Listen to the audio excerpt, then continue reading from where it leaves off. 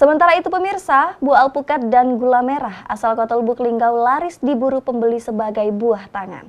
Tak heran pedagang buah alpukat dan gula merah di simpang stasiun Kota Lubuk Linggau ketiban rezeki lebih selama arus mudik dan arus balik Lebaran 2023 ini. Libur Lebaran Idul Fitri 1444 Hijriah, pedagang oleh-oleh di simpang stasiun Kota Lubuk Linggau ketiban rezeki lebih.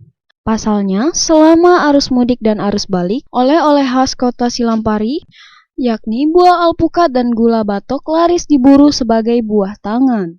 Pedagang buah alpukat, Yulis mengatakan, dari berjualan buah alpukat atau yang dikenal pokat dan gula merah aren, paling laris diburu oleh pembeli sebagai buah tangan. Dalam sehari, pedagang buah alpukat dan gula merah mampu meraup omset jutaan rupiah.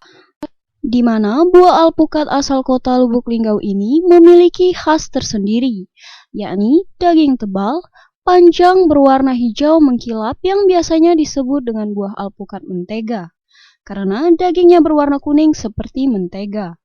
Selain itu, ada juga buah alpukat madu yang berwarna kuning, berdaging tebal, besar dengan rasa yang manis. Nilai kami tidak ngambil pokat curug, kalau pokat Linggau dijamin mantap. Jenis pokat biasa pokat apa yuk?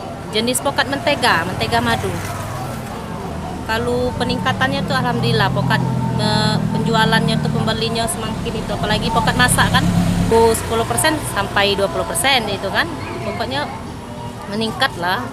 Dari hasil pelakuan sehari. Ya. Nah, biasanya kan 1 juta, ini dapatlah 2 juta, 3 juta kan. Itu dari pokat Bay? Dari pokat campur-campur lah sayang. Tim Liputan Silampari TV.